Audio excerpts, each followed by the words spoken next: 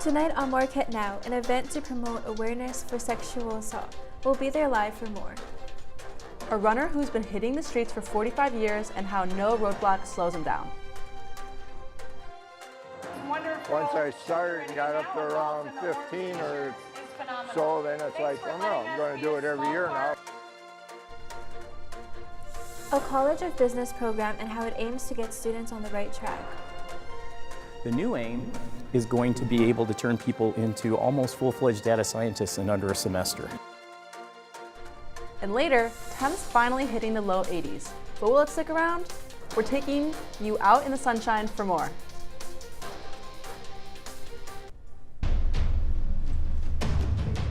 From the Jeannie Hayes Virtual Studio,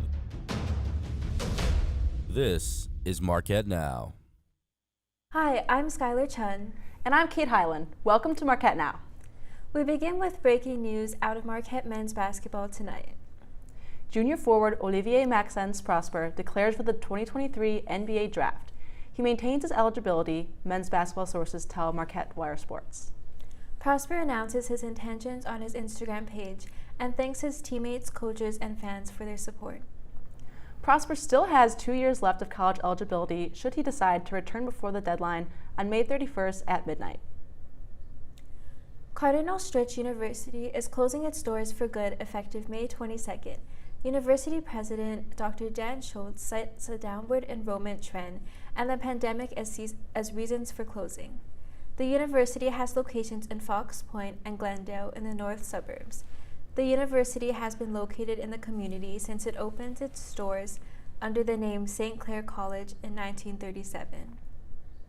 I wish there was a different path we could pursue. However, the fiscal realities, downward enrollment trends, the pandemic, the need for more resources, and the mounting operational and facility challenges presented a no-win situation. Around 1,400 students are currently enrolled at the university and 80 full-time faculty members are employed. The university's final commencement ceremony will be held at the Wisconsin Center on May 21st. Mass tragedy in Milwaukee County last week. 18 people dead of suspected opioid overdoses in just 5 days. Investigators say it's likely the cause of a bad batch. Fentanyl is a synthetic opioid that has been responsible for hundreds of thousands of deaths, according to the Drug Enforcement Agency. The DEA adds that there were over 100,000 drug-related deaths in 2021, 2/3 of which were caused by fentanyl. Now, xylazine, an animal tranquilizer, is also being found in drugs. The catch, there's no antidote for it like Narcan for fentanyl.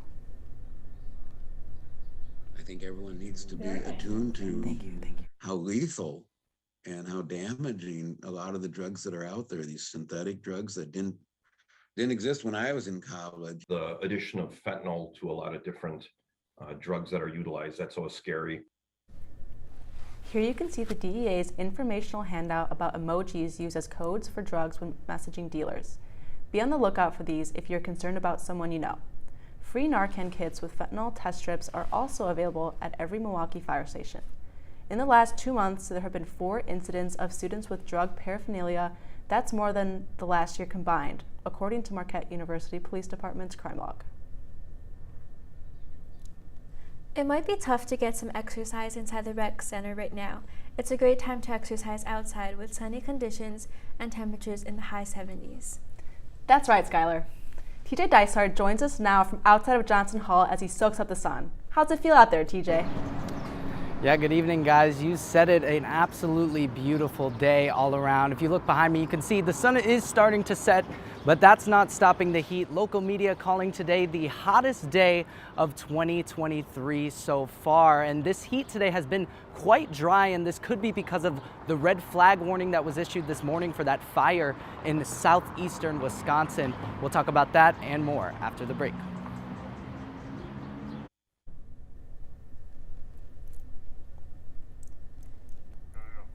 The Muslim Student Association celebrated the end of Ramadan by breaking their fast and reflecting on their time during the month. This gathering brings people together to participate in iftar, or the breaking of their fast, as well as a prayer, or qiyam.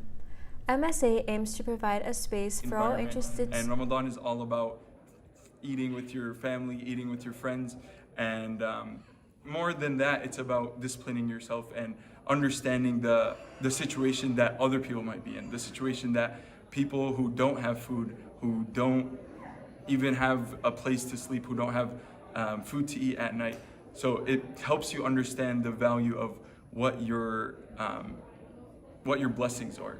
So Marquette MSA has events throughout the year, and so after Ramadan we promote it mostly on like Instagram and such, but just having people come to other events, there'll be like, there's fun events like paint nights, like movie nights and such, or there's more like serious religious talks, like there's like kind of anything that fits anyone's vibe.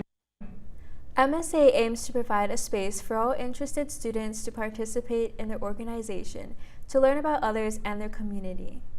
Students react to the announcing of Milwaukee lawsuit against Kia and Hyundai. The lawsuit comes over the excessive theft of these vehicles throughout the city. My car was broken into last July, just a month after moving up here in Milwaukee officially. So that was very disappointing. For Milwaukee to put a lawsuit on these companies, I just don't think it's really going to cause any difference. Getz's Hyundai was broken into last summer. The Marquette University Police Department encourages any students with a Kia or Hyundai vehicle to get a free steering wheel lock from the station in order to better protect their car from theft. Last year, the business building took on major changes, and now one of the business school's biggest program is going through a change as well. Marquette Now's Nick Maxed crunches the numbers. Inside the walls of O'Brien Hall, students have dreams. Would definitely be an entrepreneur of some sort. Going into investment banking, asset management, commercial real estate. I'll be an investment banker. And with the expansion of the implied investment management program, students' dreams are now becoming more of a reality. The fact that we're an undergraduate investments program, and most colleges are usually graduate programs. A program that allows for students to manage $3.5 million of university endowment funds, while also exploring possible careers in a field like finance and more. We fly in guest speakers from all over the country. We bring in high-level programming in the AI technology spaces, and the students are getting exposed to stuff that goes beyond what most master's programs are able to provide. And the AIM program is getting exposed as well.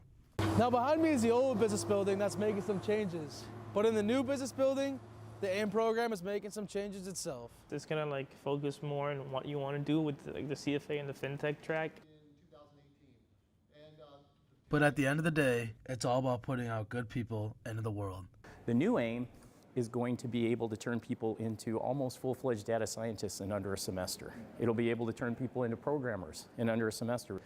We're going to feature prompt engineering. We want to put out ethical leaders that represent Marquette well. And right when you walk in the business building, it's the first thing you see is this beautiful big glass AIM lab. And now we even have freshmen coming to our meetings wanting to learn more about it and starting to get interested in that kind of stuff. With AIM soon to become a major, students will act like a queen on a chessboard and move in any direction they desire. I'm Nick Maxed, Marquette Wire News. April is National Sexual Assault Awareness Month. The university is holding events throughout the month in an effort to educate students. The events include a yoga night at the 707 Hub, hosted by the Center for Student Wellness and Health Promotion. Marquette Now's Timothy Leteau joins us live from there with more. Tim?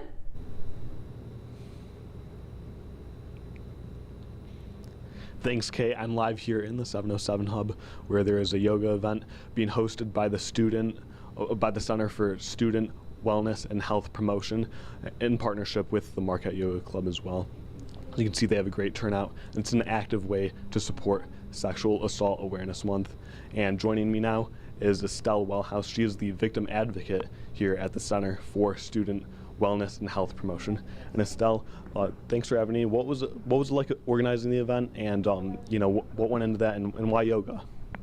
So we chose yoga to have a way for either survivors or people who have experienced or know somebody who've experienced some sort of sexual violence come and just clear their minds and then just kind of connect with their bodies, move and stretch, and then just have a peaceful moment.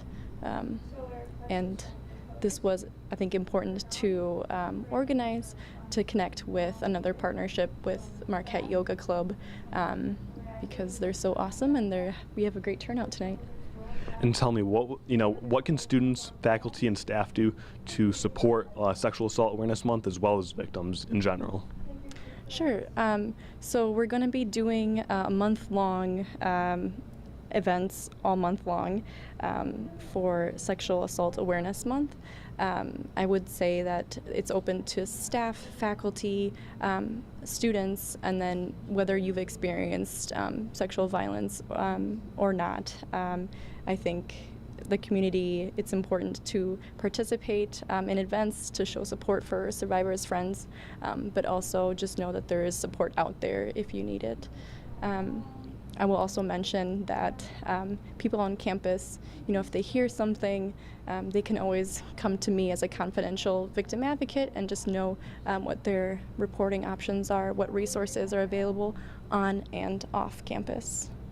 And you were talking about some of those events. What are some of the highlights coming up on that events calendar? So the biggest event that we have is on Denim Day, which is recognized worldwide as a day when we observe and support survivors of sexual assault. So Denim Day is April 26th, and we'll be having events throughout the day, starting with a march at 10 a.m., meeting at the campus mall. We'll have a resource fair in the Lunda room at 11:30, denim decorating here in the 707 hub, room 130, a narrative 4 exchange also here at 5:30, and there'll be a book reading from an author. Please follow us on their Instagram page for the complete list of events, which is Marquette Student Wellness. And then we'll also have flyers that are distributed throughout campus. I hope that people find their ways to participate in the events. Yeah, well, thanks so much for having me, Estelle, and thanks for your time. As Estelle was saying, there are events all month long. You can look at the Instagram page as well as Marquette's website. And Denim Day, the highlight, on April 26th as well. A busy day. Go show your support wearing your blue jeans, denim jackets, and what have you. So a great month coming up, and a great way to support such an important cause. Back to you, Kate, in the studio. Thanks, Tim. Marquette offers a variety of different resources that are dedicated to doing good on campus and beyond. Marquette Now's Liam Harris takes us to the doors of one of those resources, the Center for Peacemaking. All college campuses strive for. The Marquette Center for Peacemaking is doing its part to keep the streets of Milwaukee safe for everyone. Chris Chesky, Associate Director at the Center for Peacemaking, highlights some of the main functions of the organization. So there's a lot that happens on a day-to-day basis. We have our Peace Studies program, which is an academic program with both a major and a minor. Paula Poliwoda, a senior majoring in Peace Studies and Political Science, says they have become more aware of what is going on outside of Marquette's campus. In poli-sci, we learn about the government structures and systems in place. In Peace Studies, what we do is learn about how we can change those structures in place and some of the systemic issues that we have in our country and around the world. We have a lot of programs that support Marquette students. We also have programs with faculty and community that work to explore the power of nonviolence. A way the Center for Peacemaking promotes nonviolence is through the use of events, such as the recent Soup with Substance event held at the Alumni Memorial Union, which focused on sexual assault awareness. It happens sometimes multiple times a month where we'll have different students or faculty come and speak on topics related to peacemaking or nonviolence, and you get free soup, and the soup is always very good, so I highly recommend going. I'm Liam Harris, Marquette Wire News. Students can learn more about the Center for Peacemaking by checking out their website. As we head to break, here's another live look outside across campus. Don't go anywhere, Marquette. TJ Dysert will be back with a closer look at the weather when we come back. Sometimes the things we do or say can make others feel hurt, excluded, or isolated. Everything you say and do creates an impact. How am I supposed to save the whole world? You can't think about saving the world. You have to think about saving one person. Because of you, someone's entire life can change. You don't have to be a superhero to have a positive impact. Friends? Friends. Welcome back to Marquette Now. I'm Skylar Chun along Kate Highland. TJ Dysart joins us once again from outside Johnson Hall with a closer look at the weather. Looks great out there, TJ. Those temps have continued to drop a little bit, but again, these temps are very high right now. Tonight, the temps will fall slightly cooler. We're gonna hit just about 54 degrees, just enough to maybe get away with shorts and maybe a heavy-ish hoodie, but keep in mind that humidity that it is right now is going to increase to 60% this evening, so keep that in mind when heading out. Let's take a look at throughout Wisconsin. The overnight lows will stay pretty consistent for most of Wisconsin, staying in the 50s. But take a look at that Superior forecast, not looking too good for them. They are the outlier here tonight at 37 degrees. So for them, it may not be time just yet to hang up those coats and jackets. Let's take a look at tomorrow. Tomorrow, again, most Wisconsinites are gonna wake up to temperatures similar to what they were today. So if you haven't used any of those excused absences, I would say go ahead and play hooky, head over to that beach because there aren't gonna be as many opportunities to do so until the summer. Let's take a look at our 5-day forecast. Now keep in mind, we're in Wisconsin, right? This summer sneak peek will not last forever. I actually just talked to a student who told me, quote, he does not trust anything until June, so keep that in mind. Friday will be a sunny day for those of you heading over to that Morgan Wallen concert. It should get just up to 68 degrees, making for a perfect evening. But now let's take a look at this weekend. Unfortunately, those temperatures are going to fall, and the rain is going to fall as well, with those temperatures hitting 47 and 50 degrees. So again, just like Superior, it's not time just yet to hang up those jackets. Keep them on deck. But if I were you, I would take advantage of these couple of days as soon as you can. Kate, Skylar? The Marquette Journal and MUTV are teaming up for the Spring Journal Show. The show will take place this Friday at 2 p.m. on the Marquette University Television YouTube channel. The Journal's theme this semester is Louder Than Words. The show will include an interview with managing editor of the Marquette Journal, Kimberly Cook. Log rolling is a sport many of you might have never heard of, but did you know that it takes place in Strass Tower? Marquette Now's Kelly Riley takes us poolside as the team rolls their way to making a splash on campus. Strass's Recplex pool is not only used for the club swim team. Marquette's intramural log rolling team practices here every Monday and Tuesday, Mondays from 8 p.m. to 10 p.m., Tuesdays from 9:30 p.m. to 11 p.m. I joined log rolling the first year it was created. It was right after the peak of COVID, so it was a little bit difficult for me to make friends at a new school because a lot of the organizations were either shut down or doing distanced virtual meetings. When I came to Marquette, I knew that it was something I wanted to start here so that I had a place to practice year-round and could share it with everyone else at Marquette. So I tried my freshman year to start it, and then COVID shut us down, so I wasn't able to get the team started then. Right before coming to college, basically, I came back to the sport and have been at it ever since, and I love it so much.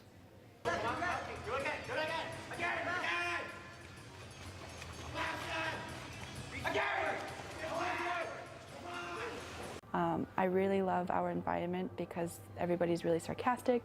I've never left a practice without a sore tummy from laughing. I really enjoy it, and it's important to me because it's a safe space for people to come, be competitive, but also have a really fun time doing a sport that's not a lot of people have heard about. I'm Kelly Riley, and this is Marquette News. Marquette for Life's Baby Box Drive aims to help women support center here in Milwaukee. This annual fundraiser puts together care boxes with supplies for new moms to help them feel prepared and supported in the care of their child. Little ears, which I love, a pacifier, a pair of socks, and then a little baby book. And we're just writing little notes on top that say, like, congratulations, we're praying for you, and just kind of cheering them on. We also do a lot of other service projects, such as writing cards for people in assisted living facilities and volunteering at those pregnancy resource centers. If interested in joining, this group meets every week and encourages others to join to participate in other fundraising efforts. Children's Wisconsin's largest fundraiser, Briggs & Al's Run and Walk, has been canceled for 2023. According to a press release, the goal is to create an event that is more inclusive. But as Marquette Now's Timothy Latow finds out, some race runners are taking the news harder than others. It takes a lot of heart and dedication. And as you might recall, That's exactly what Emil Neidinger has done. Well, didn't plan on being in 45 events. He's been in every Briggs & Ale's run and walk since it started in 1978. And so is his wife, Sharon. It's just been part of our whole, Family. kind of our whole family life. A lot of our kids, grandchildren have participated. Everyone knows you never, ever ask us to go anywhere on that weekend. But Children's Wisconsin canceled the 2023 event to make it more inclusive, according to a press release. What was your initial impression when you heard the news? You don't want to hear mine. Yeah, you don't want to hear mine. Extremely disappointed. There were some great memories made by the great-grandparents over the 225 miles ran. The youngest one was saying he couldn't see anything. So this lady was standing next to me and her car was right there. I thought that was weird that her car was right at the finish line. And she said, here, let's get him on top of the roof of the car. So she put him on the roof of the car and then she said, Al McGuire's my son. And Emil got to meet Al McGuire himself and have his shirt from the original 1978 run signed. When Emil began feeling tired on his bike rides and runs 12 years ago, Sharon, a nurse, sent him to the doctor who sent him to a cardiologist. Cardiologist, he's gonna run a stent up. Boom, comes back. Says, can't do it, gonna have to have surgery. Well, okay. When are you coming back or what? You're not leaving the hospital. You're having it tomorrow. It's hereditary. You would have been running someplace or doing something and you would have dropped over. It wasn't likely Emil would make the run 2 months later, but sure enough, he did. But just 3 years ago, it seemed like he wouldn't be able to make the run again after another trip to the cardiologist. She calls up and says, get dressed, we're taking you to the emergency room and drafting. It's like, why? It says, the doctor called, they put in a pacemaker. But again, it would just, I would probably went to sleep and that would have been it, you know? So again, she saved me again. You're unstoppable. Something's going to stop me, I don't know. But yeah, as long as I have her, I'll be okay. A full heart because of Sharon. And that heart can go the distance, beyond even the longest running of traditions. I'm Timothy Lateau, Marquette Wire News. As he looks back on his running memories, we look back at the ISA show. The Indian Student Association hosts their annual talent showcase, Om Shanti Om. The show was held in the Varsity Theater on March 31st. The show culminated months of preparation. It featured various dance numbers, a fashion show, and included a variety of skits. Take a look before we go to break.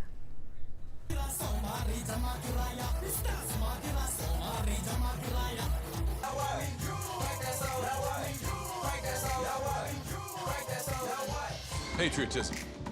It inspires passionate debate. It's worn like a badge of honor with good reason, because it means love and devotion for one's country. But what really makes up this country of ours? It's the people. To love America is to love all Americans. This year, patriotism shouldn't just be about pride of country. It should be about love. Love beyond age, sexuality, disability, race, religion, and other labels. Because love has no labels. Welcome back. I'm Hope Moses with your Marquette Now Sports Report. Another member of the Marquette women's basketball team announces her departure from the program. Assistant coach Kelly Kamara will be leaving Marquette after just 2 seasons with the Golden Eagles. Kamara returns to her alma mater, the Purdue Boilermakers, for their second time as a staff member, as the associate head coach. But she is no stranger to the black and gold as she led Purdue to a national championship in 1999. As for the men's program, Marquette announces Thursday that Golden Eagles will be hosting the Texas Longhorns, Coach Shaka Smart's former team in the Big East Big 12 battle this upcoming season. This will be the first time Smart will be facing off against the Longhorns since he left Texas in 2021. Marquette continues its historic season against Xavier Musketeers. Though Xavier starts the scoring early, Marquette fires back, scoring 2 goals in 30 seconds to take the early lead. 6 different Marquette players find the back of the net in the first frame to extend the lead. Marquette locks in on defensive and allows just 1 second half goal en route to a dominating victory over Xavier, 22-7. With the women's team coming off a heater of a game, the men's lacrosse team looks to do the same against Cornell University. Marquette starts the scoring off early when senior attacker Devon Cohen finds the back of the net. The rest of the first half is split evenly. Both teams score 4 goals, each before heading to the locker room for halftime, with Cornell leading 14-5. Though sophomore attacker Bobby O'Grady had an impressive game with 3 goals and now has 7 hat tricks on the season so far, the Golden Eagles didn't have quite enough to take the win over Cornell, losing 11-21. Coming up this week in athletics, it's a lacrosse doubleheader. First up, the women's lacrosse team hopes to keep the good vibes going when they host the Yukon Huskies this Saturday, 11 a.m. at Valley Fields. Then it's the men's turn, as the Golden Eagles look to get back on track, hosting the number 9 ranked Georgetown Hoyas at 2:30 p.m. That's it for sports, but don't go anywhere. Marquette Now will be right back with our Down to the Wire segment.